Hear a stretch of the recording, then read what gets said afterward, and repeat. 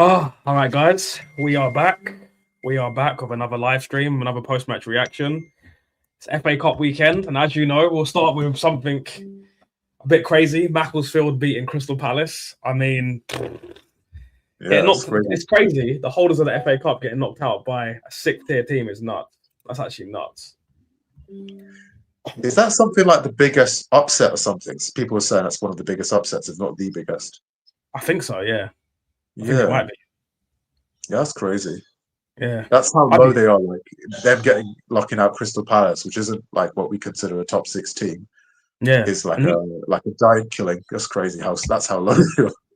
And what's crazy is that Palace didn't even score until the 90th minute.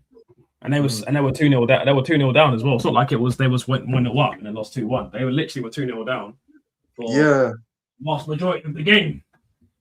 I watched the game. What's crazy about it as well, it was like they actually played really well, Macclesfield. Like you know, they weren't lucky or anything. They actually literally worked their socks off. They were the better team by far. And Palace kind of got it in the end, a goal, and then they looked a bit shaky, but they just defended. They held on. Can't believe Wayne Rooney's brother, like John Rooney. He looks nothing like Wayne. That's crazy. Do you see that? No. I didn't see that actually. You know, the manager of Macclesfield Town is the brother of Wayne Rooney. I didn't know that. You didn't know that? Yeah. Wayne Rooney was interviewing him, and he was like in tears and stuff. Oh shit! Yeah, that's crazy. What's his name? John Rooney. John Rooney. Yeah. Google him. He looks nothing like Wayne Rooney. Lucky for him. He doesn't look nothing like Shrek. Oh yeah, they don't. He looks way better. He looks like he should be an American. He looks like an American actor to me for some reason. Yeah, he could pull it off. You know what I mean? Even when he talks, I mean, he's got the Scouse accent, but you can kind of understand him a little bit better than Rooney. It's crazy how his brother is the one that was famous and made us professional. He doesn't look like a professional footballer. You know the brother played for Macclesfield as well. Oh, did he play for Macclesfield? Okay, he played for Macclesfield. He played for New York Red Bulls. He played for Orlando, Barnsley, Chester, Wrexham, Barrow, Stockport County, Oldham. He played up until last year, bro. That's mad. Yeah, he played for Macclesfield from 2023 to 2025 and became the manager. Hey, AFC, big up, man. Big up. I'll be honest with you, I'm not feeling great today. I went football this morning and like I feel like I fell on my wrist and I fell on my finger. So my left hand is throbbing and my wrist is killing me, bro. I swear to God, but the show must go on, mate. Yeah, bro. As soon as Havertz comes on, he starts doing forward passes for 29. And yeah, I'm not saying his name either. I'm not saying his name, man. Face orange TV shape, face orange TV shape, face orange TV shape. What's that? What's up? He just said he said face orange TV shape, face orange TV. I don't know what that means. Unless my face looks like a TV, I don't know. Maybe I'm more a little tan lately. I don't know. Yeah, we got some interesting characters tuning in, but hey, diverse range of characters. Yeah. I was gonna say. So Arsenal game. Obviously, we're away at Fratton Park. One quick thing before we get into the game. Actually, when I played football today, there was actually a Portsmouth fan. He was actually wearing a Portsmouth t-shirt while we was playing football, and I said, and he done a little skill on me, yeah. And I said, "Oh, look, we got Matty Taylor over here," and he started laughing. But yeah, he was like, I was like, I hope, and then he missed a shot, yeah. And I was like, I hope that Portsmouth play like that tonight. And he was like, you guys are gonna win. And remember, I actually predicted 4-1 in my preview as well. So I'm glad. Yeah, that's crazy.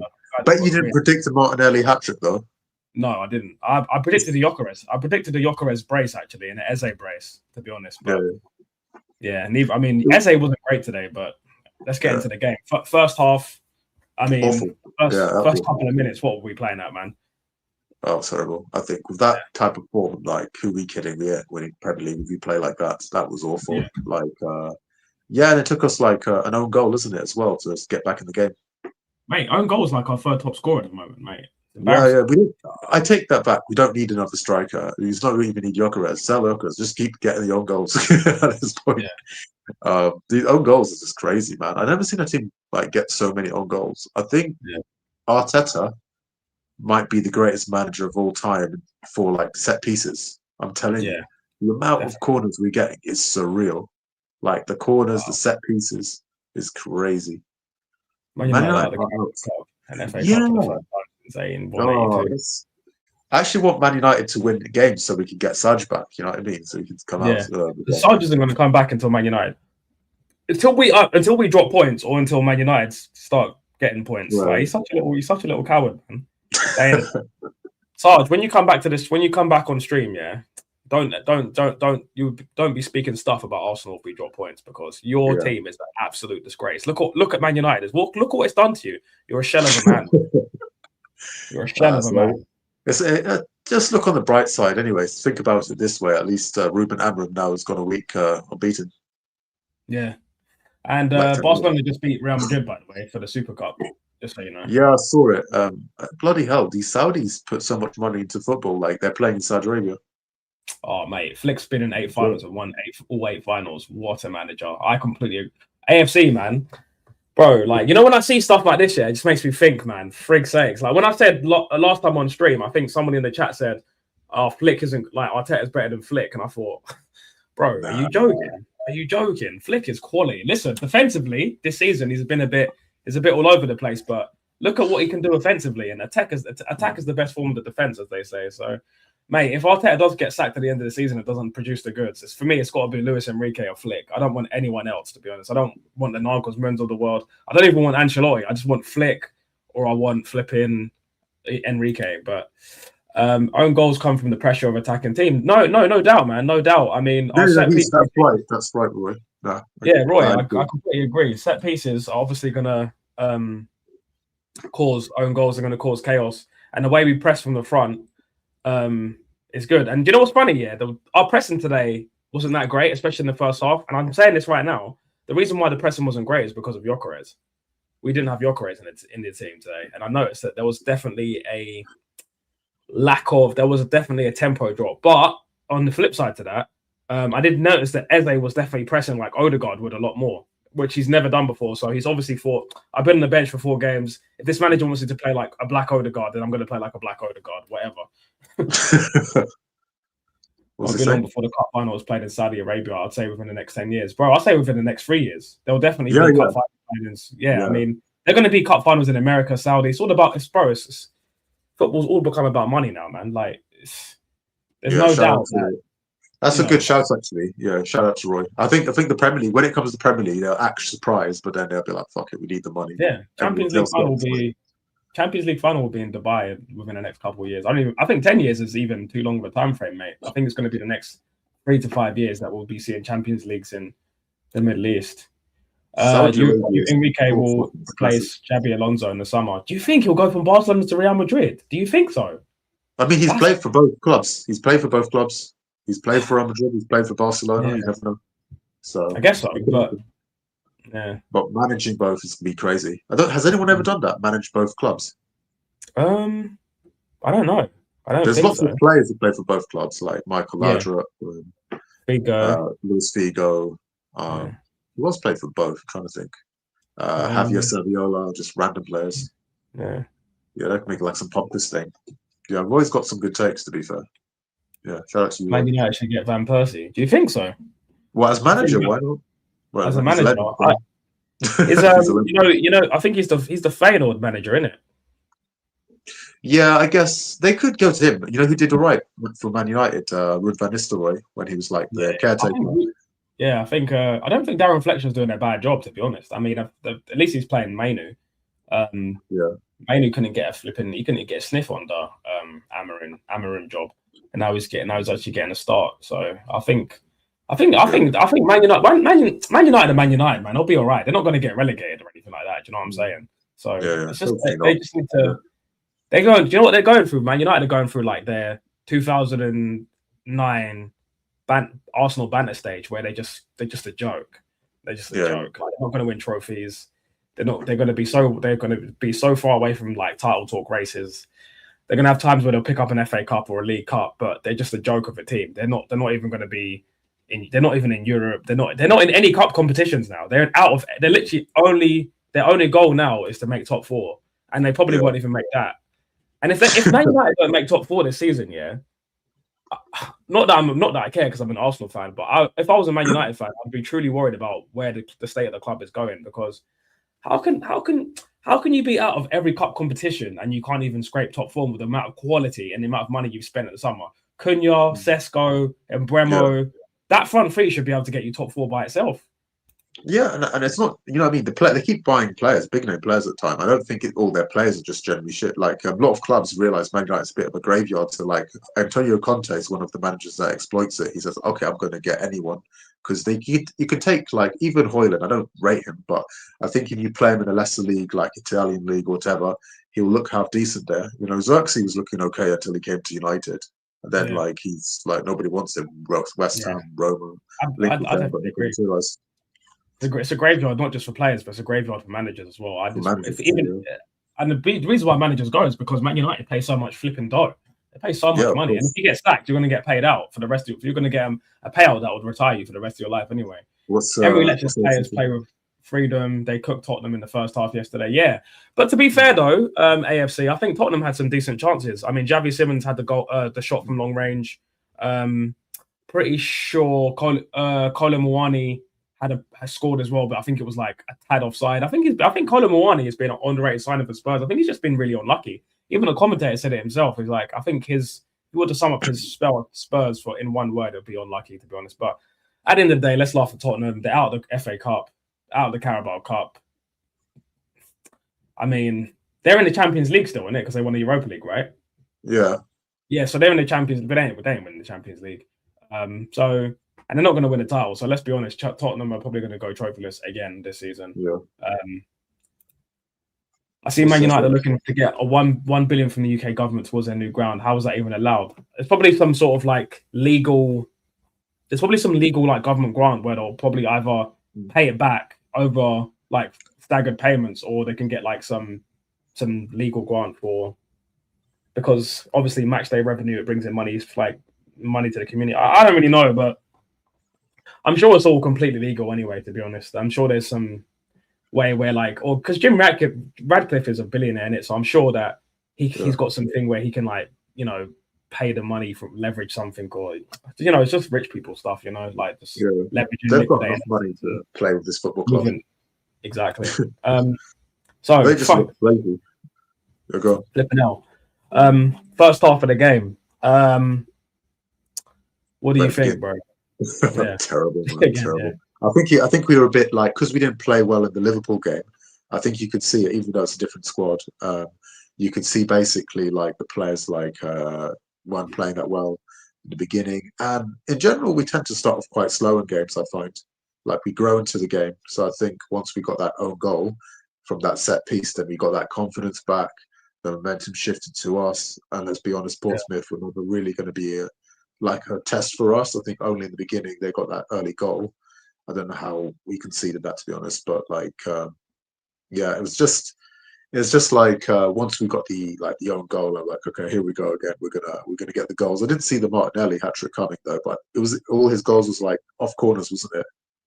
One of them was against the run of play. Jesus gets it from the right and crosses it across the box, and he gets a tap in. And the other two were headers from the corner. It was literally a carbon copy. If you watch the first one, you don't need to watch the second one. It was literally Madueke near post cuts it over his head, literally the exact same goal twice. You think they would learn, but that's why they're not in the Prem. They're Portsmouth. But it is what it is. I mean, but shout out to, like I said, Martinelli. He got a lot of stick. Because of the incident with Conor Bradley, and rightly so. But he apologised for it, and you can only apologise and move forward. Really, I didn't really like Gary Neville doing the hysterics and saying, "I'm surprised Liverpool didn't whack him."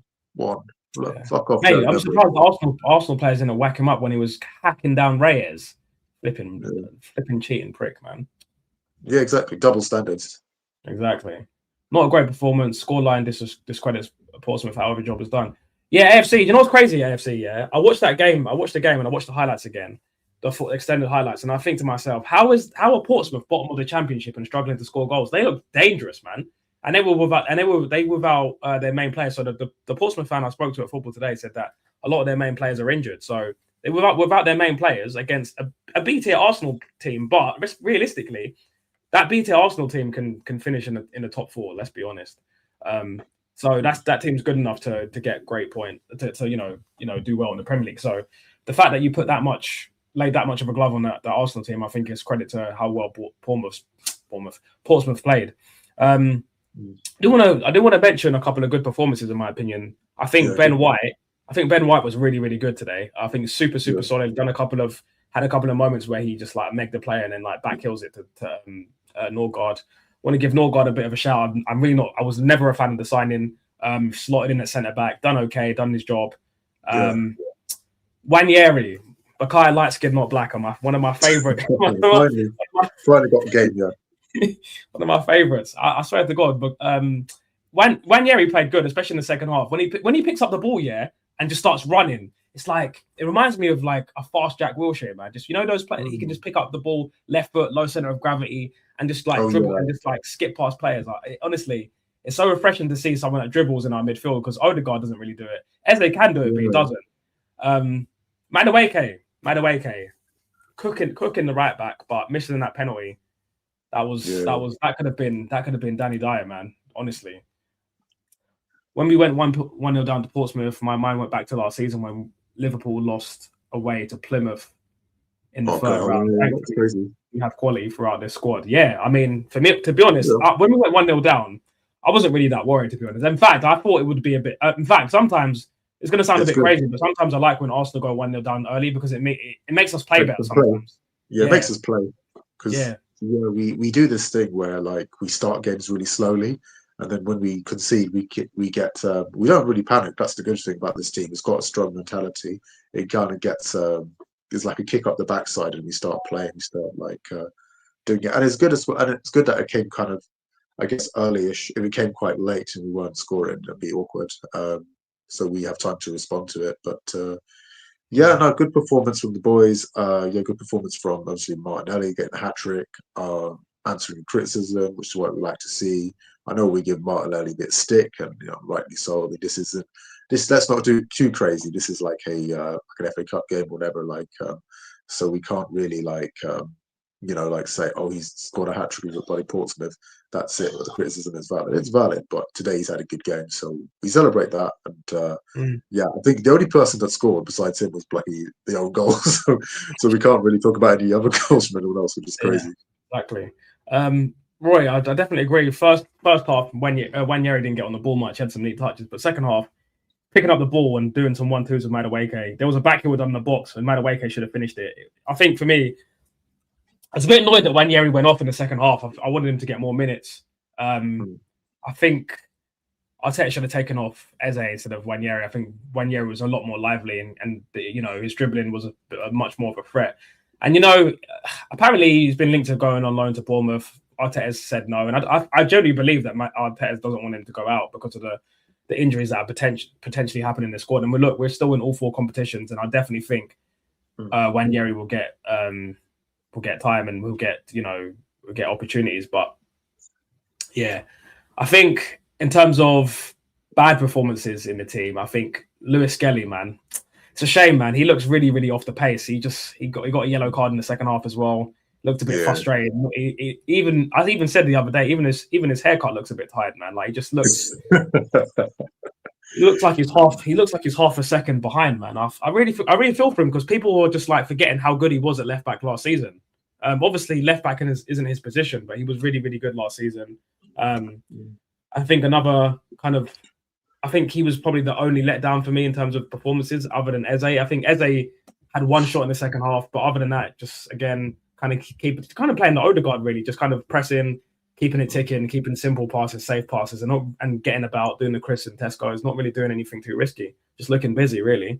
I feel for Wanyeri and Lewis Skelly, because when you're not in the team regularly, you kind of lack that match sharpness and you lose a bit of confidence. And they're young players, I think, as well, so you need to manage their game time, not give them too much minutes or too little. It's like need the balance. I think Wanyeri needs more game time.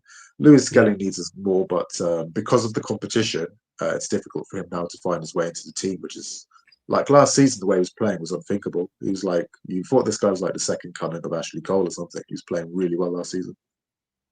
Roy says, shout out to the 37,000 who turned up to the Emirates on Stadium on Saturday to watch Arsenal women take on Man United on Saturday. It was freezing, yet the support was still came out for the women. Yeah, man. I mean, the women's game is becoming more and more popular. Shout out to the Arsenal ladies, winning the Champions League last season, and continuing to do great things in the competitions. And yeah, man, it's good that that they're getting that much capacity in the women's game. It's really, really good to see. Obviously, as we know, Ian Wright's a big advocate for the women's game, and the women's game is obviously becoming a lot more popular. And it's just good. It's just great to see. It's like one of my cousins, she actually plays for the features in the Bournemouth Academy. So yeah, it's good to see. It's good to see. Yeah. So yeah, overall, kind of like a verdict of who would you like in the next round of the FA Cup? Oh, actually, you have to jog my memory, mate. Sorry, because the EFL Cup is looking like fixtures is looking kind of cool. Right, let me look at FA Cup. I'm not quite sure who's left in it. That team. It'll be fun to not get Macclesfield, but I don't know how it works. Yeah, I think Roy said he wants Macclesfield in the next round. Yeah, that'd be funny. Imagine if they knock us out too, then they'd be like giant killers. That'd be crazy. Oh mate, that would be really, really bad. That'd be really, that would really be bad. painful, but if I would take my Arsenal hat off, then I would be like, it'd be a nice story, a little fairy tale for football. Them being the underdogs and all. Yeah. But no, they played really well against Crystal Palace. I don't even know how I ended up watching that game. My dad watches all the football games, everything from African Cup of Nations to like La Liga today. So I just had the TV on. I was just looking at it. I was like, wow, these guys really are playing. They beat the Palace, well beat them, and was no fluke at all, man. So yeah, I don't know. Macclesfield would be good. Who's left in it? We definitely won't be getting Man United, so we won't be able to take Nick out Saj. Sorry, Saj. It'd be funny if we get Chelsea. Probably get Chelsea, yeah. Chelsea. I think we got Chelsea again, isn't it? Midweek, like Wednesday. So all the teams that are left. Oh no, it's not. Oh, this doesn't show all the teams that are left. It shows all the teams. Participating teams. I don't know how to find out who's left, but I'll take. Hold on, let me look at the thing. Let me look at the thing so I can see.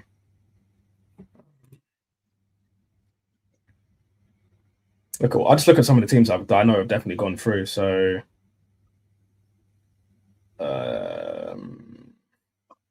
we can get West Brom. The Baggies. Yeah, we can get Mansfield. Norwich. Hull City. Brighton. Oh yeah, Brighton just knocked out United, so yeah, I wouldn't want Brighton. Yeah, I mean, knocking out United is a big feat anymore. I mean, Macclesfield probably is more impressive knocking out Crystal Palace these days. Exactly. We can get Wolves. Wolves, yeah, I'd like to get Wolves. That'd be fun. We could get Sunderland. I wouldn't want them. Jack White. Leicester. Right. Leicester's funny. Yeah, Leicester's still in the Championship, right? Yeah. It's crazy. This team won the Premier League title more recently than we have, and now they're in the Championship. I know. Don't remind me, bro. Don't remind me. Stoke? Stoke. Oh my god, yeah. Stoke will be such a throwback. I actually know this guy. The one guy at work who actually likes football. He's from Stoke and he loves Stoke. So it's like, yeah, you can't take a windy night at Stoke, can you? Ipswich Town. We need to get him on the show. Ipswich Town. I don't know. I think it would be nice to get. It'd be funny to get Stoke or like Macclesfield. I think Stoke is hilarious. We could get Burton. Sorry, Burton. Oh, fuck, man. These are teams that I forgot even exist. We could get Grimsby. I think Tim Burton. Grimsby. Wasn't that like the guy Sacha Baron Cohen who was in Borat? Like he had a thing called Grimsby as well. I think so. Crystal Palace will be a Championship team within 3 years. The blessed players have gone. Their moment in the sun is over. A cup defeat the Macclesfield is the beginning of their decline. I completely agree because at the end of the season, they're guaranteed to lose Mateta and Mark Gahey.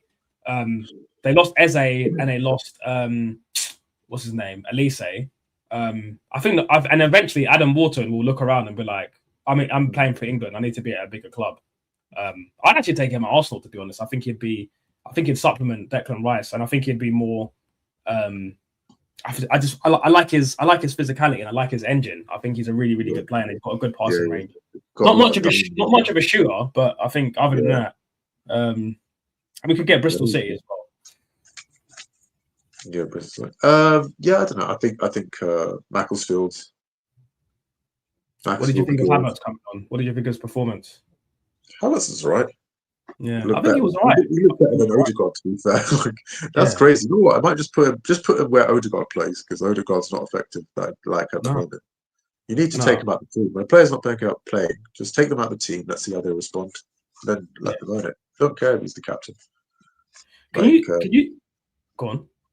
Yeah, I just feel like he's got his pets, his teacher's pets, like the ones he would just stick to, like Odegaard, no matter what. Odegaard's got it in him. That's the thing. Like he was one of our best players. Him and Saka were like our best players at some point. Saka's always been consistent, but Odegaard, he just needs to.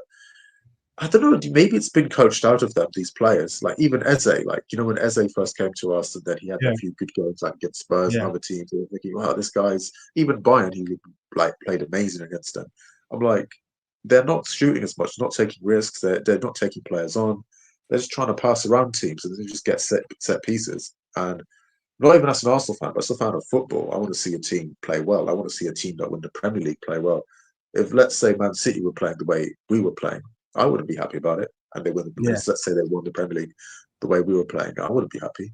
So that's the thing. Like people forget, like you can be an Arsenal fan, but you can also be a fan of football. Like I watch games that have nothing to do with Arsenal. I watch different international games, different leagues. But yeah, I don't want us to win playing like this ugly. It's just weird. But I would, in the grand scheme of things, I'd rather see us win playing ugly than play pretty football and come second and win fuck all. So definitely. Of course, we all get it. We want our team to win at the end of the day.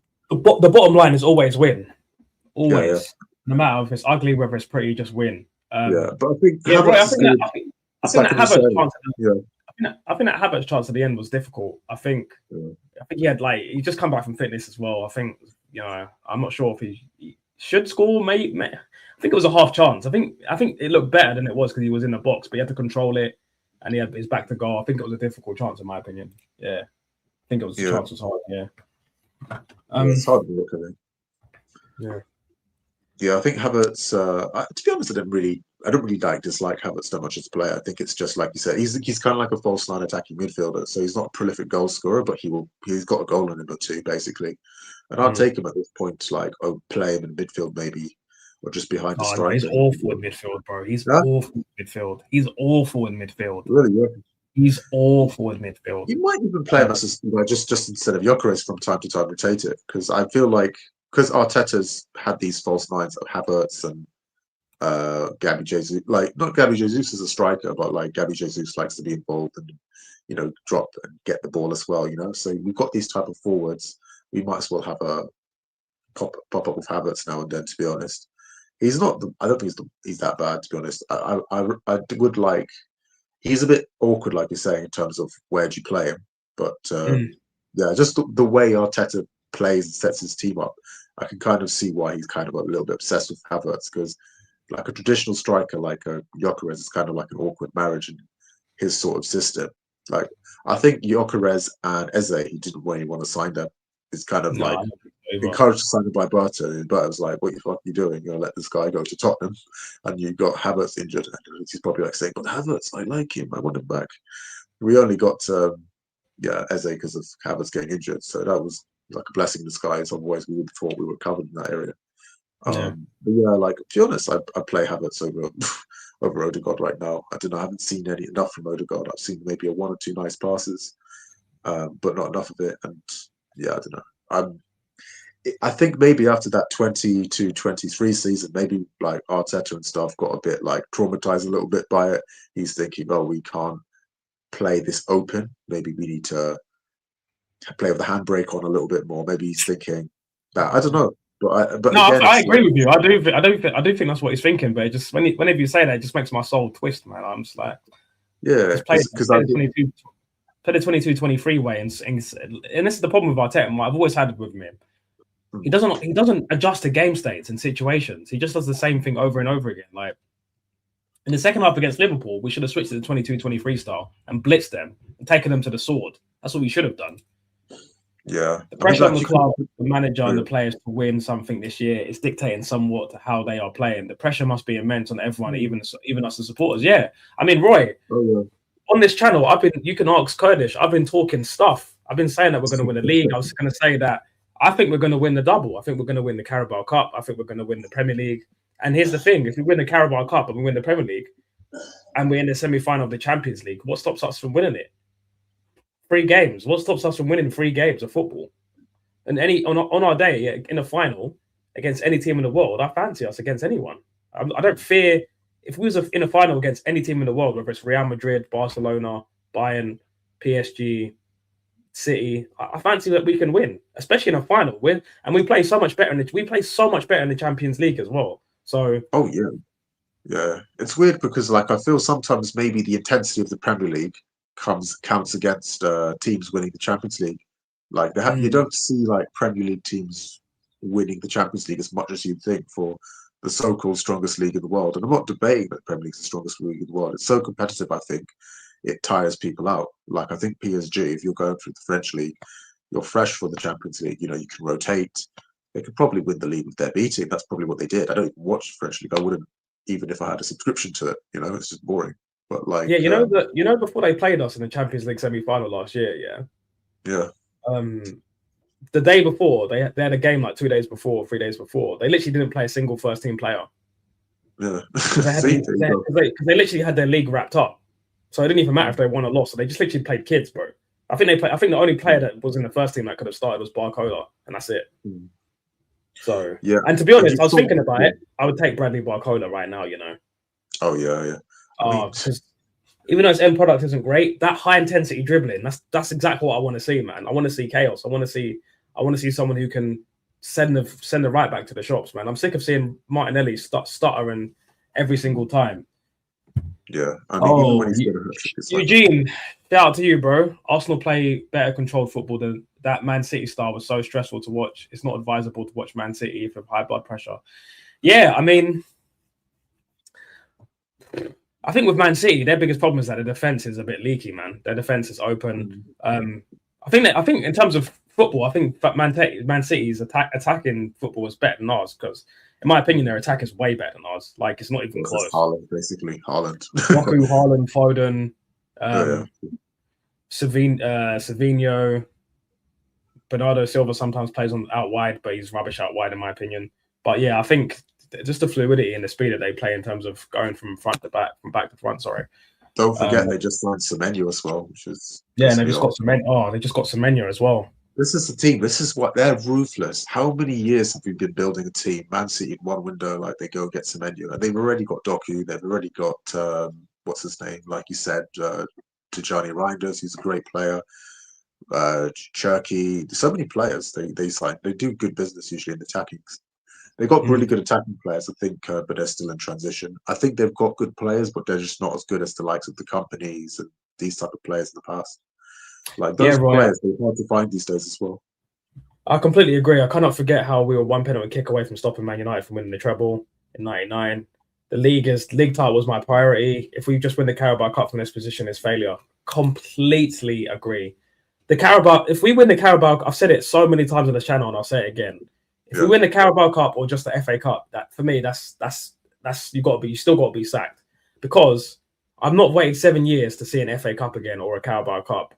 Get me the title, get me the Champions League, or get me a double. It's as simple as that, or a treble, or a quadruple, anything. But just the Carabao Cup or the FA Cup on their own, I'm sorry, it's not good enough. It's not good enough. And the amount of time we've been waiting as Arsenal fans, people telling me to be patient, bro. The last time I saw my captain's armpits was during COVID, bro. The last time I saw my captain's armpits, I had a ponytail. I admit I'm a bit more lenient than you. I think if he wins those, then like that's like the minimum. but like I wouldn't be like over the moon about it because with these trophies, people then shift it to like, so when you're going to win a major title, people are That's mocking what I'm Wenger. saying. It's People, been I was getting taking the piss out of a Crystal Palace fan. So when the last time Arsenal won a trophy that wasn't the FA Cup, and I'm like, you're a fucking Crystal Palace fan, but this is before they won the FA Cup. they've got one major trophy, and we're getting bantered by a team that has one major trophy. So this, yeah, you know what I mean. Everyone thinks they can banter us. That's the annoying thing. But yeah, I think, yeah,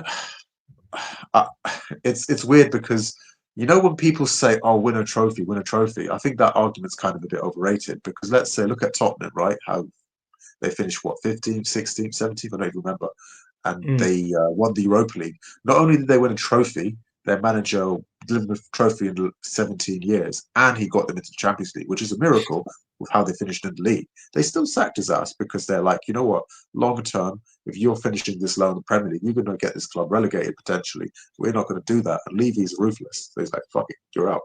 You know, with us, like if Levy, if Postecoglou just finished second in the Premier League, or third, or fourth, even fifth, I think he'd still be there even in his job.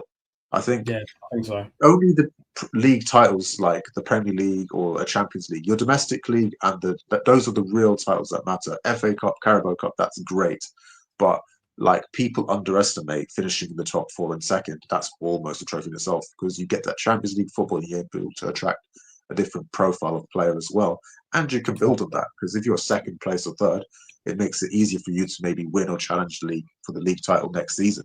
So people forget the bigger picture. And that's why obviously you've got all these top gooners like keep Arteta forever, build a statue of him or whatever. but the thing is, I appreciate the feel good factor he's brought back to the club. But like you said, like, you know, patience wears thin and the amount of money we've invested. You know, I'm tired of us just being the nearly men all the time. And our fans, we pay the highest fucking ticket prices in Europe. And we haven't won a fucking Champions League. We've got Romanian clubs that won the Champions League. We've got fucking, or the European Cup. I don't know if they won it, like when it was called. European Cup. Yeah. We've got fucking Aston Villa won the European Cup. We've got Nottingham Forest won the European Cup. We've got two Portuguese teams that have won the Champions League. Why can't Arsenal, a club from London, win the bloody Champions League? Is it that fucking, you know what I mean? But like, it's the amount of money we invest, the amount of money the fans pay. We should demand more. We should be more ambitious. And every fan base, Man United, Chelsea, Liverpool, they have it split with their managers. Some are pro managers. Some are like, oh, I'm not so sure about this guy. So there's no harm in us questioning Arteta's record. We're not saying sack the guy today. We're just saying, look, you know, we're playing some shit football. We're playing some Stoke FC football. We better win because all I'm asking for, I want to see. All I'm asking for Arteta to do is play better football and be brave in moments where it requires bravery. That's all I'm asking for. I'm not saying he's not good enough. He needs to be sacked. All I'm saying is play Thomas Partey 22-23 progressive football every now and then. Like it's not that hard, bro. You've done it before, so do it again. It's not every day. It's not everyday handbrake, man. Sometimes full throttle. You know? Yeah, exactly. And I get it if it's a long season, they might want to be like, okay, go through the motions a little bit. Maybe our players aren't like 100% fit. Maybe they took a little knock in training. I don't know, because always these rumors of the training methods being really intense. I want to see some intensity in the actual game. Like, are you tiring these players out or what? It was only last season that a section of our supporters wanted Arteta out, but now looking at Chelsea, Spurs, and United, keeping Arteta for 6 years to build this squad was the right way to go. Here's the thing, right? I think that's a fair point. You go first, and I'm going to play devil's advocate. Yeah, I think it's a fair point. There is something to be said about backing the manager, giving the manager time, but then there's a balance. You've got to look at it and say, like, okay, so when does that time run out? Do you know what I mean? And Chelsea, with this chaos, you've seen under Abramovich before how many times they would sack managers, they would change managers like they change underwear. Like they would go through all these bloody managers and they would win trophies, they'd win stuff. It's not the same under this American ownership, but they still picked up trophies. They picked up 2 trophies last year. So to bring up Chelsea, I don't really see the argument. I mean, they were like 4th, 5th. They weren't exactly having a disastrous season. Maybe you want them to build on, you know, and be 3rd or 4th or whatever. There seemed to be some friction or whatever behind the club because, you know, they weren't. Not too long ago, people saying, "Oh, Chelsea dark horses," and now all of a sudden it all unravelled and the manager got sacked. But that's because he questioned the board. It's obvious, you know, his record wasn't bad. You know, he's taken them to good places. Like me and Ty, to be fair, we're not saying we want him out. I think we're just saying we want to see him lift a trophy. That second place finishes, that football he played in 22-23, has bought him time because we've seen like, okay, he's got potential. He's taken us very far. He's transformed a lot of things in the club. He's done a lot of good. He's done better than I expected. I didn't think he was going to be a success. I hold my hands up. I was wrong. He's taken us far than I expected, to be honest. But there comes a point where you've got to win some freaking silverware. Otherwise, what's the point of all this? Anyways, you go. My rant's over. So I'm going to say this, yeah? I'm going to say a couple things. Because Eugene's done a comment as well, and it's kind of similar to Roy's comment. The board took a risk to appoint an inexperienced manager. That's why bottling was part of the process. Arteta is now capable of winning major trophies. This year feels different than the previous three. Okay, let me say this, yeah. Let me preface by saying, because I know people are going to come after me if I don't preface this, yeah. Number one, I'm not Arteta out. Number two, I wouldn't sack him right now unless he wins nothing at the end of the season. Number three, I do think Arteta is capable of winning trophies. Number four, I think he's built a good squad that's capable of winning trophies. Let me just, now that I've put my disclaimer out, let me say this. So, to play devil's advocate, I think it's I'm going to start with Eugene's comment first, and I'm going to go back to Roy. So, it's the problem with this comment, yeah, especially the last part, is this year feels different than our previous three. I said the exact same thing in 22-23. I was like, my God, we're 8 points clear. We're taking teams to the sword. This year feels different. And we ended up winning nothing. So, the board did take a risk in hiring an inexperienced manager. In my opinion, they shouldn't have, because a club of this size should not be taking gambles like that. But listen, it's somewhat, and I use that word very loosely, somewhat what worked out. Now, with Roy's comments, yeah, it was only last season a section of our supporters wanted Arteta out. Looking back, Chelsea, Spurs, blah, blah, blah. Spurs shouldn't even be in the conversation because Spurs come on. Yeah, Spurs. Spurs are rubbish. United and Chelsea. The problem with comparing us to United and Chelsea is it's not. I don't think you're doing it on purpose or you're being facetious, but it's kind of disingenuous in the sense that for me personally, Chelsea, the owner of Chelsea has even said publicly that he likes the Brighton model. So the Chelsea owner, whatever his name is, Clear Lake or Roy, whatever the hell his name is, he doesn't care that much about winning. He cares about profit. That's why he said he likes the Brighton model. So buying young players, recycling them, and selling them is always going to be his main focus. With United have been a mess since Alex Ferguson have left. A couple of Europa League and a couple of second place finishes have covered up the cracks. But let's be honest, United have been a mess under the Glazers for a long, long time. I saw, the post we put in the chat, and I think it said that from that United fan, he said, "What was your hot take?" And that United fan said, "If it wasn't for Alex Ferguson running Man United from top to bottom, Man United would be like running to basically, just a terrible, terrible club." Yeah, I think they're a club that's gone through a cycle. Even before Ferguson, they had Busby, and then post Busby, actually, they weren't a good club because of my age, right? Ferguson was managing Man United before I was even born, so I didn't know the history and all that. But yeah, like he did build a club. He changed the narrative of the club. All these different clubs, they go through different cycles. Like, when is our cycle of winning going to come again? You know what I mean? We've seen Liverpool win the Champions League. We've seen Man United even in 2013 win the Premier League, right? And that was Ferguson, and we still haven't won a league or title since then, a major title since then. So when's our cycle? We've seen the Chelsea cycle of success more recently than we've seen the Arsenal cycle of success. Yes, we've gotten close. Yes, we've been consistent. But where's the trophy? Where's the major league Premier League title? Why isn't Man United fans paying as much as Arsenal fans? Why isn't Chelsea fans paying as Arsenal fans? They see titles, we don't, and they've seen it more recently. They saw 2 titles last year. Actually, it might not have been as high in the Prem as we were. So I get it. We're a unique position of a club. We are like the New York Knicks of football, basically. We're from London. We're biggest club in the city in terms of fan base locally and everything in terms of heritage. But we're chokers. We don't win the fucking Premier League. We don't win Champions League. You're choking harder than Bonnie Blue, bro. Chokers. It's become a meme that people mock us and ludicrous us. And that's why I have sympathy for Arteta in a way, because he's inherited that team, that club, that mentality from that as well. And he's built us to a defensively resolute side. But in the process, I think since the 22-23 thing, we've sacrificed a little bit the attacking side of the game. Somehow I think he feels that that kind of sabotaged him from winning the Premier League. Maybe, I don't know. I can't read his mind. I can only speculate. I just give my opinion. Doesn't make them facts. So that's just my take on it, really. But yeah, like if he wins the Premier League, I will humbly shut my mouth. I'll be like, yeah, I was wrong about you, Arteta. He's already surpassed my expectations. I thought Emery would have been a success with us. He wasn't a success with us, but he's not a bad manager either. He's a success with Aston Villa. He's got an Aston Villa in the Champions League once already. Looks like he's going to do it again. He's got them playing interesting football.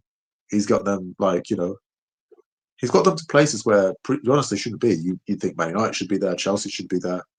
So he could have worked out for us, and that would have been like an experienced manager, basically, who had some pedigree as well. Once we've increased our capacity to 80,000, just watch us fly. Yeah, I'm hearing that they're going to. Yeah, I've heard that. I spoke about that before, and like how the match day revenue will allow us to just basically be giants, bro. The LA Rams. Obviously Kroenke owns the LA Rams, and I think they've got a 120,000 seater stadium. I think the SoFi Stadium seats 120,000. I think. So the big stadium model is definitely something that Stan wants to implement into Arsenal. And to be honest, if the Emirates went to like 80,000, and we win the Premier League this year, next couple of years we increase to 80,000, bro, we could dominate. Yeah. What's stopping us from dominating? Nothing, because we'd have the revenue, so we could pay the highest wages. We could pay the 350s, the 300s, the 400k a weeks. We would have, obviously, winning the Premier League would make us even more global than we already are. I don't even know how we're this popular since we've been bad for so long, but that's just how magic. See this? Wait, where is it? Can't point. My depth perception. This badge, mate. This badge is special, mate. This badge is freaking special. That's why. Yeah, and you can't buy class. You know what I mean? Like, look at your PSG, Man City, Chelsea.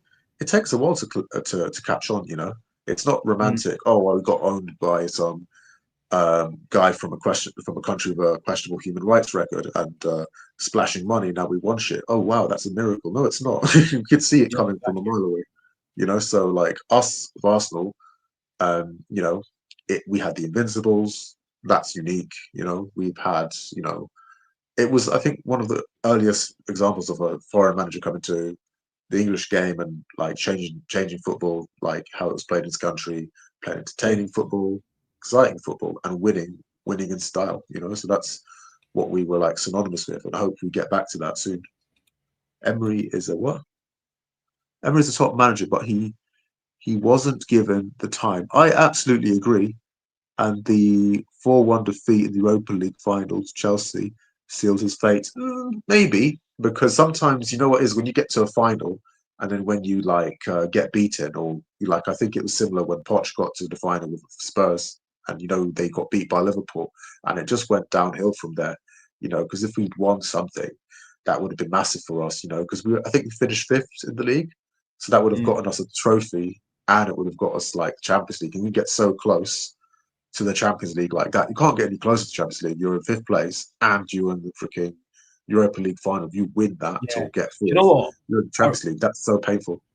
I remember watching the Chelsea Frankfurt game that would have decided that made us play Chelsea in the final. I was hoping Frankfurt would win a penalty so badly because I knew that we'd smash Frankfurt. I was, and then when Chelsea got through, I was fucking pissed off, man. Yeah.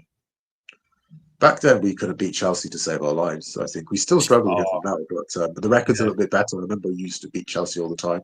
Remember that time? I think we beat Chelsea one time when they had Antonio Conte. And then Antonio Conte came up with this tactical masterclass. He ended up winning the league with Arsenal. It's like, we lost to Arsenal? Something must be wrong. Let's change the script. And they ended up winning the league. That was crazy. It was funny. Honestly. But yeah, again, I think with Chelsea, I don't know what's going on with their situation, to be honest. Like, they were, in my opinion, a big success last season, winning 2 trophies and finishing top 4. They didn't even need to. You know what I mean? Well, they definitely did, because I for a second I thought they won the Europa League, but I realized it's Conference League. But yeah, top 4 was for me the best thing that they did last season was finish top 4, because you get the Champions League. Everything else is it's just like an icing on the cake.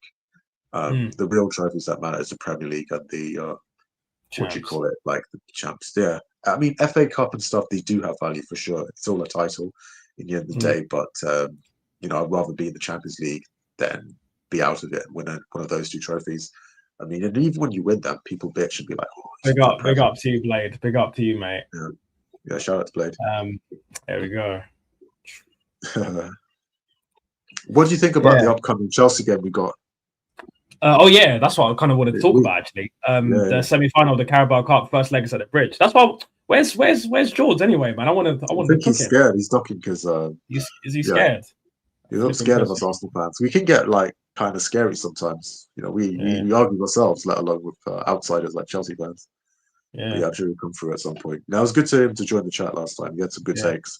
It is good though, like having Jordan last time, because he does give us like a different perspective. Because because basically, I think sometimes we take for granted the progress we've made. I think a little bit under Arteta. We do address it, but like it's two sides. Like it's great because we can wear an Arsenal kit and it's not a joke anymore. Like you can be like, okay, we're top of the European League standing, we're top of the league.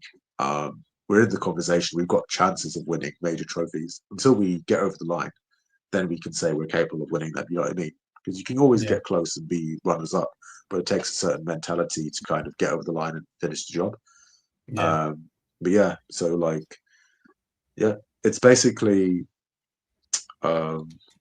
basically you made some good points, I think, about teams also setting up like defensively against us as well. I think it does kind of force us to play a certain way, I think, and Arteta kind of realizes maybe teams trying to play that way and then hit us on the counter, and it becomes a stalemate. So I think that's why a lot of these games are quite low scoring, and he's a bit weary of that. But the great teams always find a way. So like we need those players that are going to unlock those type defenses. Like we need Odegaard playing the passes he used to play a couple of years ago to unlock the pass, to unlock that. We need, the strikers being confident, getting the service they need, and that's not quite happening at the minute. The attacking build-up play seems to be a bit disjointed, and all the coaches seem to be quite defensive. Like we got Gabriel Heinze as well, isn't it, recently?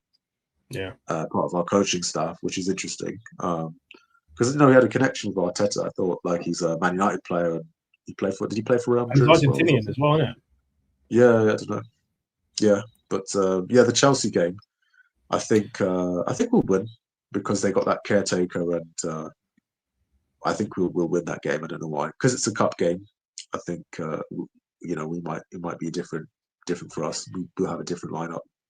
Yeah, big test for the squad is when we lose a game as we enter the crunch time this season. It's going to be interesting to see how we react to that moment. But I believe in this squad to respond. Do you know what? I believe that there's certain characters in this squad now that want to win so badly that they will respond. And unfortunately, the most annoying thing is most of those players that I'm thinking in my head are not attacking players. They're all defensive. So Gabriel, Timber. I think of Rice, I think of Saliba, I think of Timber. I think of those players, like the core of our squad that have been here for a while. I think of Saka as well, obviously an attacking player. Even Trossard. Actually, you know what? I think we've got enough players that have been around in the squad now that they'll respond in a big moment now. Is that a picture of Theo Walker and dark glasses? No. That's when I used. It's an avatar of me when my hair was longer. But I'm as you can see, I'm growing my hair back anyway. So that'll be me again. Hold on, 1 second. See if I've got them. There you go. It's like Wesley Snipes now with Blade. There you go. But yeah, Wesley Snipes with Blade, mate. Yeah. Oh, you know what's crazy? When you're making the joke, you're like, "What are we? Are we like Defoe and Crouch?" And I was like, said Emile Heskey and what do you call it? Thierry Henry. I know Emile Heskey and Michael Owen, because we're thinking of famous striking duos, and we forgot about Thierry Henry and Dennis Bergkamp. Yeah, the ultimate. Why the hell we forget about them? Crying out loud. You forget about them. You know what I mean? They're just go-tos. They're not even a conversation. They're in a league of their own. That's why. That's exactly. They're aliens, right? They're aliens. What's that Bergkamp thing people say about Bergkamp? Like, why fly? When he used to play football in the snow, he wouldn't leave footprints. Yeah, that crap. Yeah, it's like some alien. Yeah, Bergkamp is sick. It still blows my mind. All these amazing, famous Dutch players and the top scorers like Memphis Depay. Yeah, it's crazy. Do you think football's easier now, like to score goals? Because you see everyone breaking records. You know, like Giroud breaking the France record, Pele. You know, Neymar breaking Pele's record for Brazil, Memphis Depay breaking the Holland record. It's hard to say, bro. It's hard to say because the quality of attackers was so much better back then, but the quality of defenders was so much better back then. So yeah, so it's easier to, I think, score goals now, and I think players are like more well looked after. They're fitter. yeah, Like players definitely. used to get hacked down back in the day. Like I think Pele just got completely hacked down in 1966, and like they had to carry him off in a stretcher or something. Yeah, like the what's it called?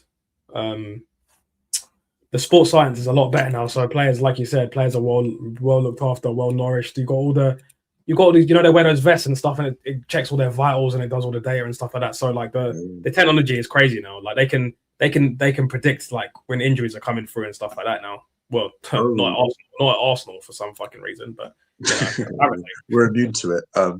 Yeah. Oh, I think I've seen that thing. Is that the thing that looks like a sort of man bra that players wear? Yeah. I think Brentford are playing all of his wages, mate. I don't think we're paying any of them. Same with Zinchenko, same with Fabio Vieira, and same with who else is on loan? Sambi Lokonga, I think. Yeah. What is it with us buying some of the youngsters like that never get a sniff in? Chelsea used to do that a lot as well.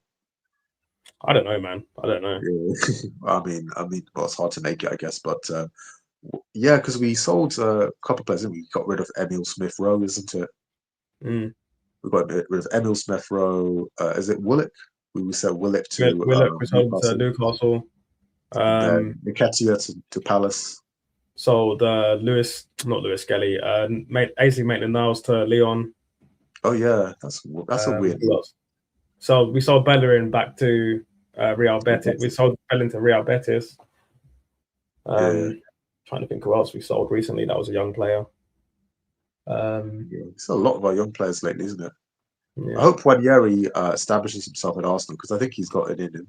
And he looks I've said it a million times. He's Buckeye light skin, not blacker, mate. Black Wilshire. He's a special. He's a special player, man. I think he's honestly today when he was dribbling, it's like I love players with that low center of gravity. They just run. His first instinct dribble. I love players like that, man. I freaking love players, and that's why I get so frustrated watching Odegaard because his first instinct is to spin around like a freaking Beyblade and pass it back to the defenders. It gets on my flipping big black titties, man. It gets on my nerves, man. My nerves. No, you know what? You should do a compilation of the Odegaard thing when you said. I'm gonna do a combination. I'm gonna call it Dragoon the Beyblade, mate. Dragoon the Beyblade. Yeah. Oh my god.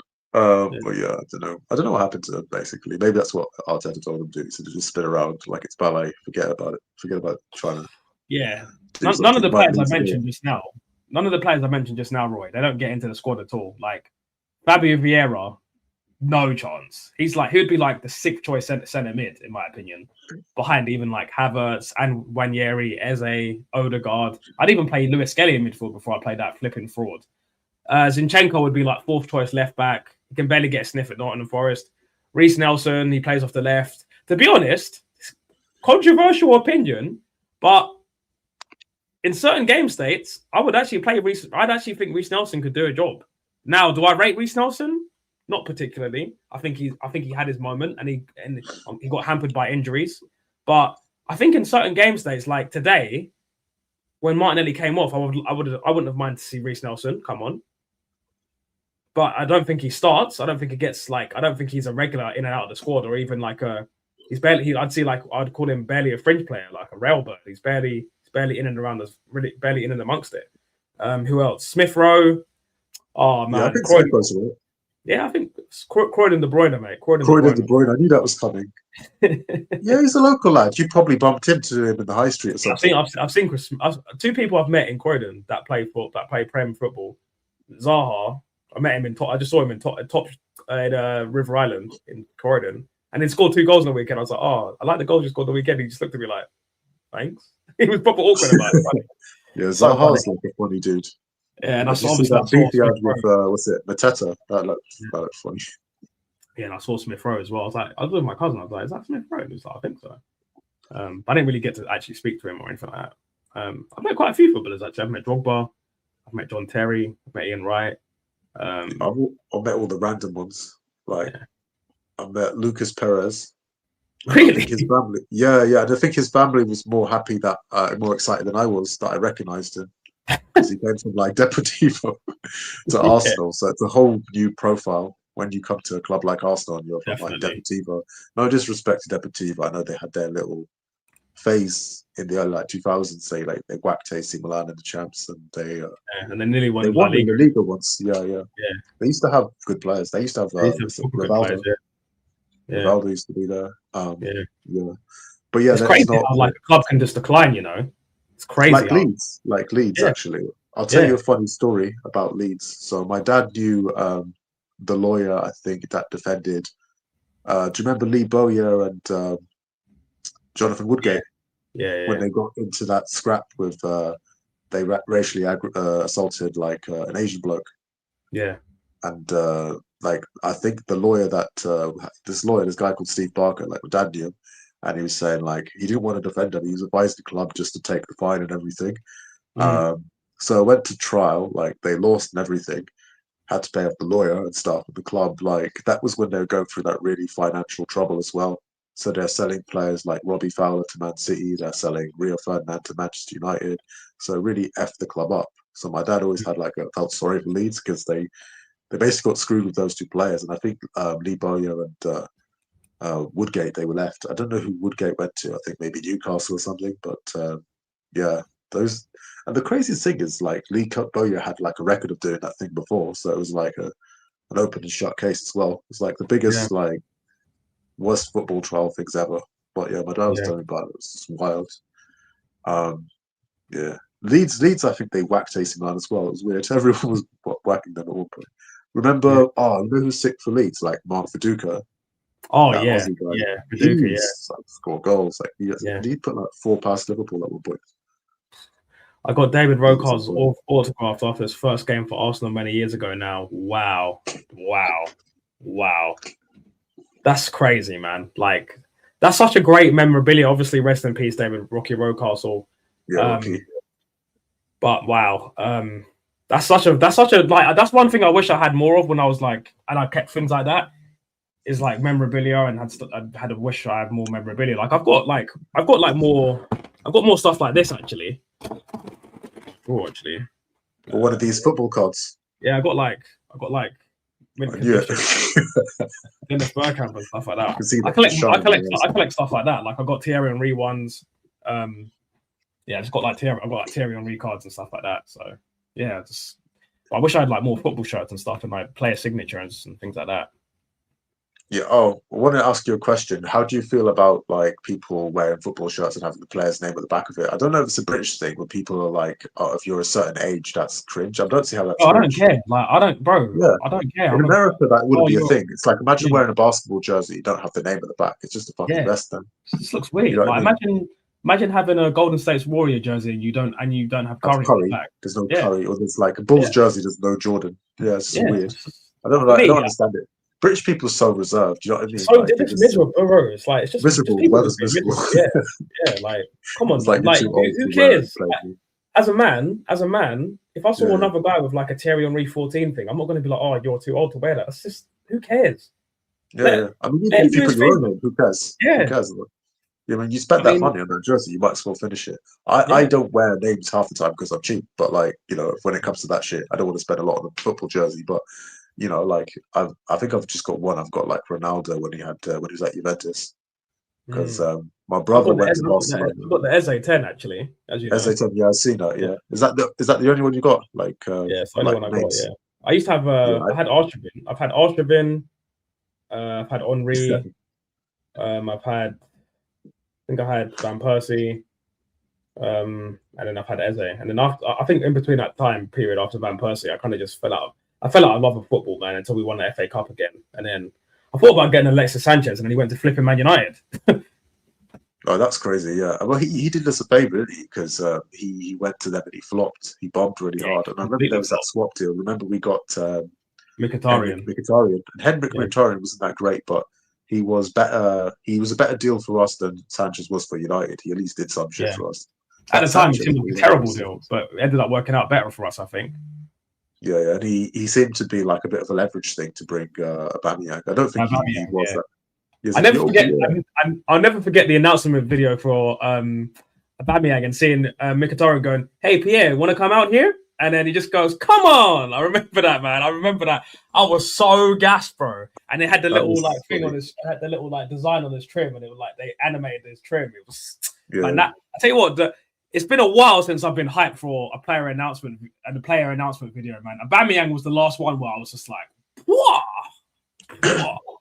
Yeah, I think even Declan Rice, I think, was the last maybe really good signing we got, I think. I mean, Gyökeres was good because it was like we're just desperate for a striker.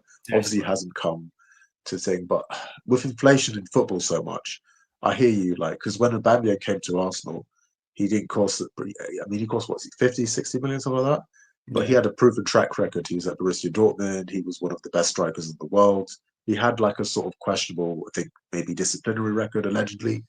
But, you know, nobody's perfect, to be fair. And he came to us. He definitely lived up to the hype. I think him and, Sanchez were like probably the two last big signings I was really excited about.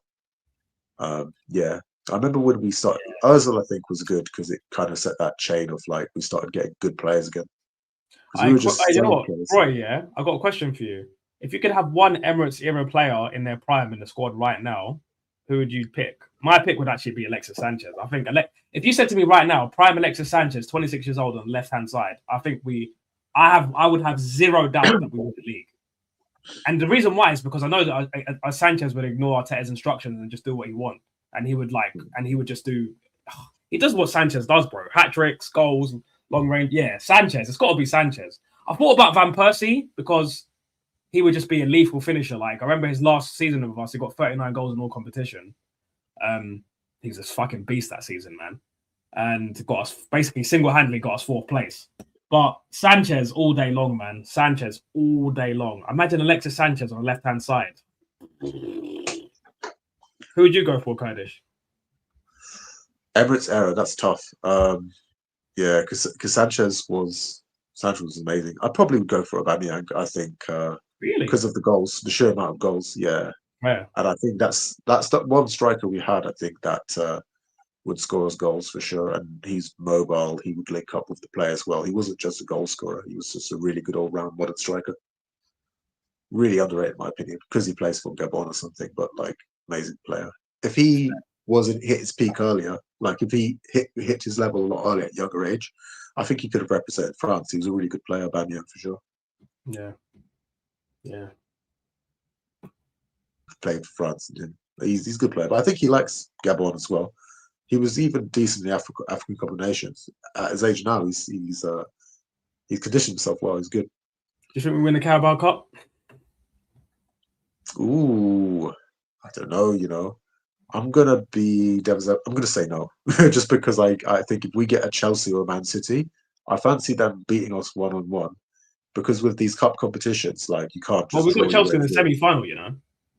Yeah, I think we might beat Chelsea, but I think Man City are the ones I don't want to go head to head with.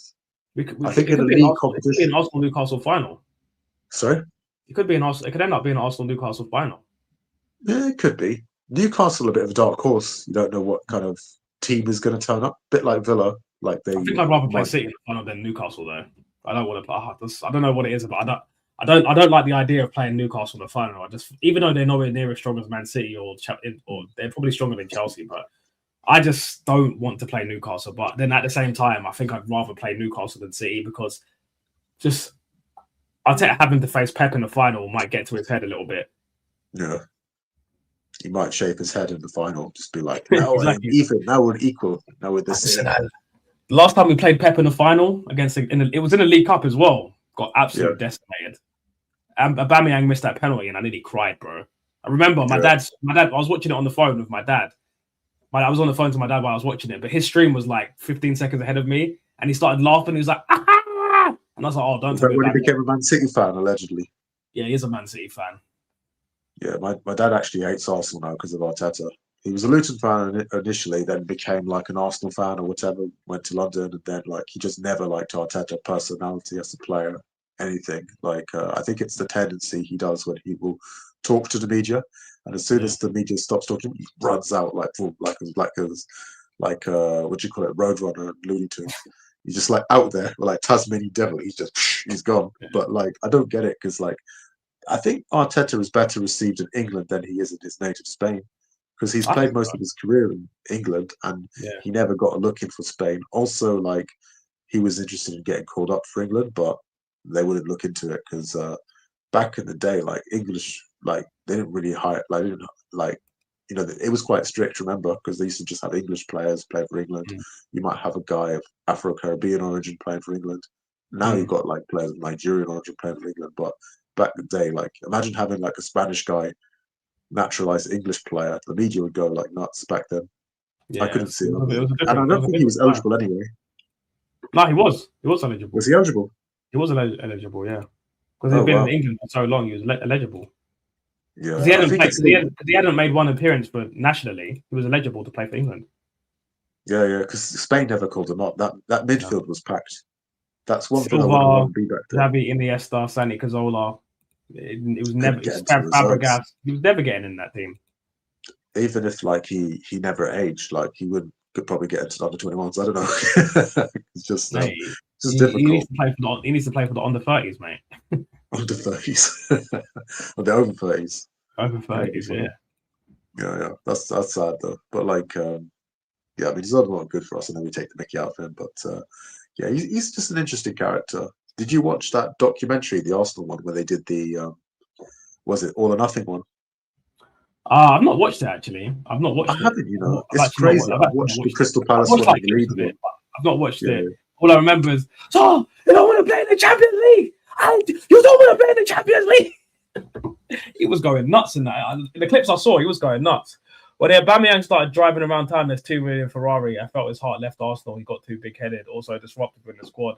I know Arteta had been vindicated about that. Do you know what? Yeah, I need to address this because I completely disagree with this. I think Aubameyang is one of the few players in recent history that loves the club. Like, he still speaks to Arsenal fans. Like, he was on Troops' stream the other day, saying, like, talking to Troops and expressions and, like, Lee Gunner and all them lot. And he was just chatting, talking about Arteta, talking about the club, talking about how much he loves Arsenal, saying, like, oh, bro, like, I'm sorry, I'm a bit of an Aubameyang lawyer. I will not accept any Aubameyang slander on this channel. I'm sorry. Like, Aubameyang loved this club, trust me. I'm telling you right now. And here's the thing. Aubameyang was basically a superstar, yeah? Arteta can't handle superstars' egos. He should have an ego. He was the best player in the team. He's one of the best. He's one of the best strikers of all time, in my opinion. Very, very underrated. Like, he's such a goal machine. Here's a little statistic for you. Fastest players in Arsenal's history to reach 50 goals, mate. Please respect Aubameyang. Yeah. I love Aubameyang, man. You think Emirates era Giroud wins us the league? Used to nick some serious goals. Yeah. To be honest, bro, if we're gonna pick an Emirates era striker, it's got to be Van Persie for me, or even Eduardo. I'd even take Eduardo. Eduardo would be unreal for low blocks. For the amount of low blocks we receive, if he gets like a little reverse pass in the box, Eduardo is finishing that all day long, bro. So for me, it's got to be Van Persie, got to be Eduardo, or Alexis Sanchez. I like the Aubameyang shout is fine as well. I mean, our attacking midfielders have been a bit lackluster. I'd even consider taking Nasri, you know, because he can play in the left and he can play in the 10. I'd even consider Nasri. Nasri's a good player. Like I really used to like Nasri. I love the Aubameyang, but one player is bigger than the squad. Now we are going for league titles. That never happened with him playing for us. Okay, again, but that's disingenuous because don't forget, Aubameyang won us the FA Cup by himself. And the fact of the matter is, if you saying that we're not going for the league with him, look how bad the squad was then compared to now. That's kind of a facetious argument in my opinion. Yeah, well, we beat Chelsea with the underdogs as well. Yeah, you can't say that we're not going for the league because Aubameyang isn't here anymore. But neither was Declan Rice. Saka wasn't this good. Timber, Raya, like the quality of players that Aubameyang had around him versus what's in the squad now. It's night and day, man. To say that Aubameyang is one of the reasons why we weren't going for league titles back then is crazy work, man. That's crazy. Well, the only trophy we won with Arteta was with Aubameyang. Yeah, but neither did Aubameyang. Aubameyang didn't let the team down. He won us. The reason why this manager has a trophy is because of Aubameyang's front flips and Batman mask. I'm sorry. I will not accept Aubameyang slander, bro. I'm sorry. Maybe I'm being deluded. I probably am being deluded, but sorry. I mean, I don't know what. To be fair, I don't know what happened between Arteta and Aubameyang, but I think it was kind of an interesting move from Arteta because, like, ideally you'd have wanted to bring another striker in, but we just said, look, we're going to suffer. We're going to like let Aubameyang go. We're going to make an example out of him. That's basically what they did. Because you would have thought Aubameyang was untouchable because of his FA Cup heroics or whatever. So I guess it was an interesting move from Arteta, and I think it's definitely the press. They definitely liked it. Not everyone agreed with it, but I think it's in the past now. But I obviously I don't know because like you hear the side of the story. I think that leaked out. It was like he was visiting his mum or something like that, and he was late to training. Yeah, because so his mum was in hospital. Yeah, so I don't know, like if it was that, then I mean, it's not. It should. Yeah, you go, your mate. I forgot his celebration. He did the pink. He used to do the Black Panther mask thing, isn't it? Yeah. You need to do that. That was one of the best like celebrations. Did he used to do the Spider-Man mask thing as well? Or was that someone else? Batman mask, Spider-Man mask. The front flip though. The front flip, man. That was the best. That was the best. What's the best like celebration you think ever? Like the best celebration? Robbie Fowler snorting the white lines for cocaine because of his cocaine ban. That's sick. That's the best. He went to like the 6-yard box and started sniffing the white line, just like saying, "Oh, I didn't take cocaine." And then he actually got fined for that celebration as well. But for me, that's the best. That's the best celebration in my opinion. That's what Adrian Mutu did. Should have done for like when he got banned from like Chelsea. He's like, you should have done the same. He says, "What do you expect me to sign for a club owned by by Abramovich and not Snort? Come on." Yeah, exactly. And then it's like, oh, you know who's good? You won't want to punch me, but like it's a Tottenham guy. Do you remember Jurgen Klinsmann? Like, actually, this is before our time, but like Jurgen Klinsmann. I've heard of the name. The German footballer. Jurgen Klinsmann. Yeah. Yeah. So he was a famous German player back in like the 90s and stuff, and he had a reputation for diving. So when he scored his first goal for Tottenham, the English press were like, "Oh, he's a German. He dives. He's a kraut." And then he dived basically for a celebration. That was his celebration, which is fun. I'm literally going to look it on YouTube now. Yeah, it looks hilarious. Those are one of the best celebrations. Random debate. Who's your favorite Colts Premier League like skillful player? Like guy who's just known for skills. Like I'm talking just a skillful guy, not a great football career overall, but skills, just pure skills. Honorable mention, Robinho. Yeah, Robinho had his time. It was short. It was good. Third place, I'm gonna go. Trying to think, who were some absolute ballers, bro? He's one of my favorites. I'm gonna go Nani. Oh, that was sick. Yeah, Nani was sick. Yeah. Second place, I'm gonna go. See, even Blade said I like Nani for skills, just as I said that as well. Second place, I'm gonna go Adel Tarabt. Oh, fuck you, man! That was gonna be my one. Damn. And my first place, I'm going. You know who my first one is? I bet you can't guess who my first one's gonna be. So good they named him twice.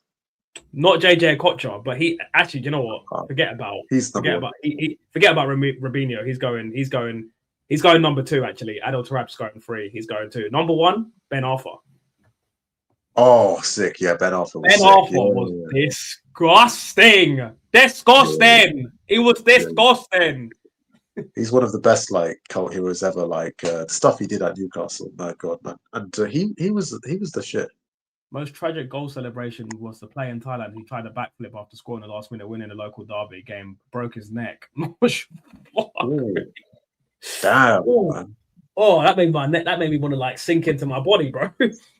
I still think one of the funniest one was the Anthony pregnant celebration, and somebody tweeted like, "Oh, he's not celebrating because his wife's pregnant. His next goal's coming in 9 months. That's why he's celebrating." That's just I'll never get over that. That's one of the best. Man United have the best tweets now. They are they usurped us as the banter club. Saj, if you hear this, you know it's true. And when we win the Premier League this season, I'm going to be talking so much stuff. They're going to be coming up with random statistics saying Ruben Amorim's like lost less games this week or some shit like that, or he's unbeaten. He's invincible. Yeah, literally. But yeah, Jimmy Bullard. That's a good one. The Jimmy Bullard telling off one. You remember that one? Oh yeah. Yeah, the Jimmy Bullard. He was like, was a good. Even the manager thought it was funny. That was a good one, man. That was a good one. That was a good Trying to one. think of funny celebrations. Like, there's so many funny Henry and ones. Drogba knee slides, yeah. Henry and Drogba knee slides hit different, bro. They hit different. The Chelsea used to do the good ones, like the African player ones, do the African dance. The little dances and stuff, innit? Yeah, I'll take a good one. Xhaka scored. Xhaka has a good one when he played for Leverkusen. As soon as he scored, he pretended that his hamstring. He pulled his hamstring and then started like dancing. It was funny. And then Xabi Alonso was just like, "What are you doing? I thought you were injured." No, Xhaka's best celebration came when he played for Switzerland because he did the Albania thing. That was hilarious. No, actually, it was better because Stefan Lichtsteiner, who was like an ex-Arsenal player, did it as well. Because and it's hilarious because he's like the most white Swiss guy you could ever imagine, and he was doing the Albania thing towards Serbia. It was just so funny.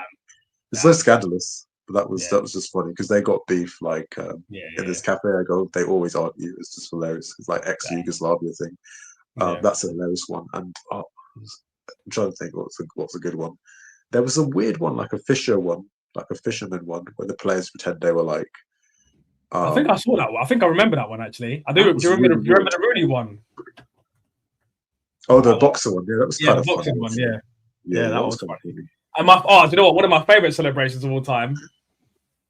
Why always me, Balotelli? That's funny, man. Why always me? That is the best like T-shirt message. Yeah, because there wasn't really any good T-shirt message. Just there's that, and I think just the Kaka's always got like "I belong to Jesus" or something like that. Yeah, Jesus did that as well, isn't it? Yeah, Jesus did that. Does he belong to himself or does he belong to God? Which one is it? I don't know anymore. Yeah. Another good celebration. Balotelli again is when he scored that goal in the Euros and he just took off his t-shirt and just went like that, and then all the memes were making. Do you remember they done all the memes? Do you remember? Oh yeah. Like that. Yeah, it's just like that, and he just like stood there like stone face, like. Yeah, the Cantona one was good as well when he pops the collar and he just it's like I remember the commentary for this one. It's like Cantona, he's done it, and he just goes. That one was sick. That was sick, man. Yeah, man. So that's some really sick celebrations. Batistuta had a good one. Like he did the machine gun thing. I think he did that against us because he battered us when he was at Fiorentina, which was annoying. My favorite celebration by any away player at Arsenal was Drogba sliding along the ground, saluting the Arsenal crowd. I remember that was a free kick as well, and that was a dirty free kick. Man, Drogba used to own us, bro. Drogba used to have Arsenal on a leash, bro. I swear to God. He used to own us, and I'm really embarrassed. This made me embarrassed to say I was an Arsenal fan. The celebration I hate the most was the Jay Lings one. Jesse Lingard, when he used to play like fucking Maradona against us, he used to do this things. Oh my days! Oh my days! Oh my days! They used to give me nightmares. Jesse Lingard, how did I forget about that knobhead, man?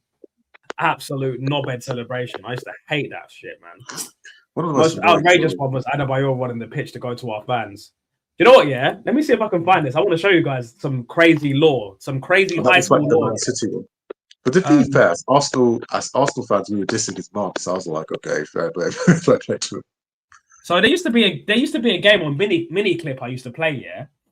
And it was called Naughty Adebayor. And you had to like basically run, like you had to like hold the space bar. I'm trying to find it. Hold on. I'm trying to find this game. I don't know if I can find it. It was called Naughty Adebayor, and you used to run and you have to dodge the angry Arsenal fans. They used to throw bottles at you, but I can't find it. I can't find it anywhere.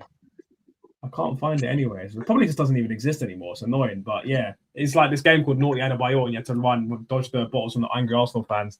And yeah, that celebration was crazy, man. Like I remember that, and he stamped on Van Persie's face that game as well. I was pissed off about that, man. He put his size 12s. He put holes in Van Persie's face, man. He was a dickhead for that, man. He was a dickhead for that. No, he's a crazy player. Yeah. Where do you rate him as an Arsenal player, Adebayor?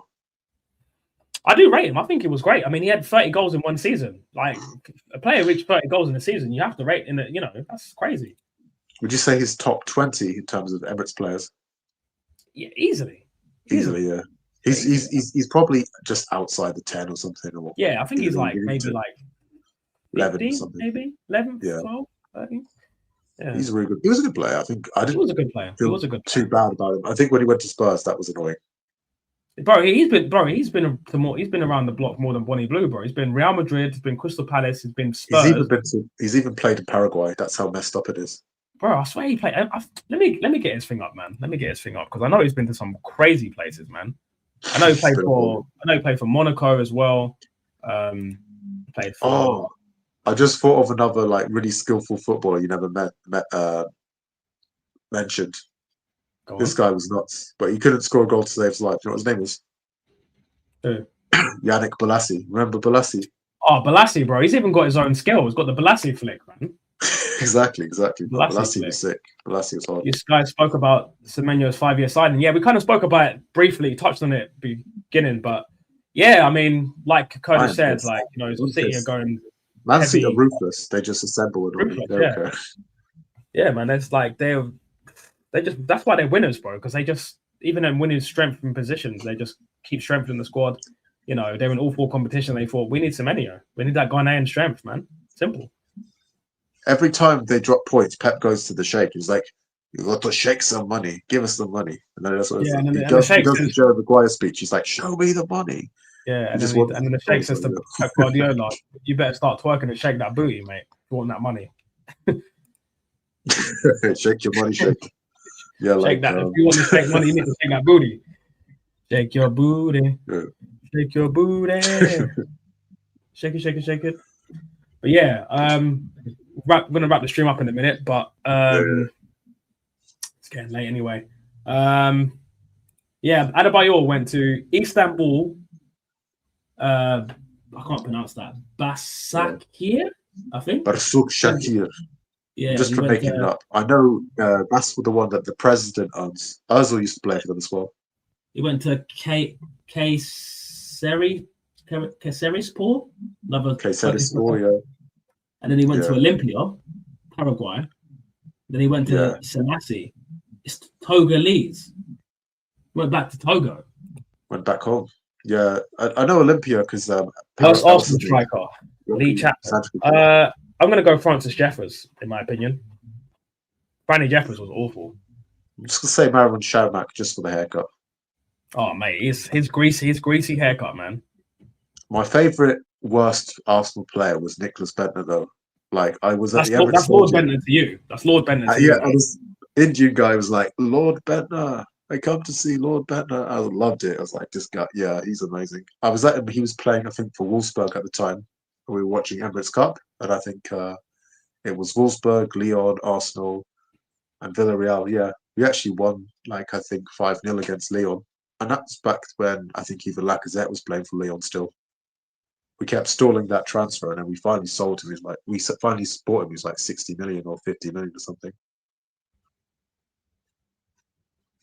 Wow, I'm looking at Francis Jeffers' career, man. It really went on. It really went downhill after Arsenal. Was he at Everton with Rooney? So Everton with Rooney, then he came to Arsenal, then he went back on loan to Everton, then he went to Charlton Athletic for 2 years, then he went on loan to Rangers for like a season, then he signed for Blackburn for 1 season, then he went to Ipswich Town on loan, then he signed for Sheffield Wednesday from 2007 to 2010. Then he played for the Newcastle Jets in Australia for a year. Then he went back to Scotland for Motherwell for a year. Then he went to Newcastle Jets, back to Australia. Then he went to a Maltese club for a year. And then he went to Accrington Stanley and then retired. Oh, wait, he went to a Maltese club. Oh, cool. Shout out to Malta. That's where my mom's from. So, yeah, that's cool. Shout out to Malta. Malta. Yeah, big up Malta. Big up the motherland. You know. Yeah, that's hilarious. That's like that's such a throwback, man. Okay, I'm gonna say this here. Who's your most loved? What player do you like most? This will be the last question before I wrap up. Who is your most loved Arsenal player in the current squad, and who do you like the least in this current Arsenal squad? Ooh. Right now, that's tough. That's such a tough question. Right now, Declan Rice, I'd probably like him the most, maybe. He's probably most consistent. Fair. I least like... Oh, that's harsh. Who do I not like? It's really hard. I would just say... I'm going to have to say Martinelli. The guy scored a hat-trick today, and I'm saying Martinelli. Hey, listen. It's what it is. Me, you already know who my most liked player is already. Was it Odegaard? Oh, No. I'm joking. You know, it's not The Odegaard. most liked player. Yeah. Is it? Who'd you like? What, Timber? But Kai light skin, not blacker. Black Wilshere, No. Ethan Wanyeri. I fucking love Ethan. Bro, I love Ethan, man. I don't know what it is about that kid. I think it's last season, yeah, when he was 17 and he was just carrying us by himself. I was like, play that black child. Play him, Arteta. Play that light skin. Play that black child, man. I was shouting on my TV and when he would come on. I remember when he came on against, we beat them 7-1 and he scored that banger. Or when he played against Leicester, and he got the assist for Mikel Merino. I just thought, man, this kid is so good. Yeah, he's so good. I like it because he looks like he's like stocky, he's strong, he's like you said, he's got that low center of gravity. We've always had these wingers, man. I don't know what it was, to limited degrees of talent. Like I think sometimes it's annoying. Sometimes when they burst in the scene when they're young, you think these guys could go up to be like the best in the world, but then they turn out to be, I don't know, no disrespect, but Alex Oxlade-Chamberlain or something, where they like kind of hit and miss. But back in the day, remember Alex Oxlade-Chamberlain and Walcott, like they're really, really hyped up. They're really good. But yeah, they just didn't hit the heights, I don't know, people expected of them. But yeah, I think he could go far if we give him a bit more game time. Definitely. To be honest, my gut feeling is telling me that Arteta might not be the best manager to develop him. That's the thing. I don't think so. Because we've let so many youngsters go. A lot of them, to be fair, weren't good enough. If we're being honest, Arsenal's a top club, and when we say they're not good enough, doesn't mean they're bad players. It means they go to Fulham or Crystal Palace. But yeah, I don't know. I would like Wanyeri to get trusted more because I think he's just got natural ability. Like he looks like got the physique. He's got the the low center of gravity thing. He's got the pace. The dribbling. He's got it all. Like hopefully, yeah, we should take more risks. I think with the results we've been having, we need to shake up the lineup more. I think. And my least favorite player, Odegaard, mate. I knew it was going to be Odegaard, but the thing is, it was for me, it was between Odegaard and Martinelli, and I feel Odegaard gave me probably at his peak was more influential than Martinelli, so that's why I went Martinelli. Fair. Yeah, it's kind of funny because we agree on most things, I would say, but I was just like, I don't want to say Martinelli because he's young and he's been taking a lot of stick lately, but I was like, I don't know what else to talk to. We've got a good squad overall. Hey, Martinelli's a grown man. He's 25, man. He's a big man, bro. He's 26. He's a big man, bro. And he's a Premier League footballer. Even if you're a flop in the Premier League, like you're going to see more money than most people ever see in their lifetime. So, bro, Martinelli's probably seen more money in 1 year than I'll probably see in my entire life, bro. So yeah, it's true. It's a fact, man. I mean, he's on 180 a week, bro. Like, oh no, he's 24. He's 24 to be fair. It's 2001, not 2000. But even still, anyway, gonna wrap up the stream there, guys. Good stream, good chat. Gonna be doing a preview for the Chelsea game on Wednesday. That'll be out on Tuesday. Gonna do a live show probably. I'm gonna probably do a morning show tomorrow morning. Any last words, Kurdish, before I wrap it up? No, good stream as always. And that was always fun being on the channel. And yeah, catch you until next time. Like, subscribe, share. I'm out. Peace. All right. Oh.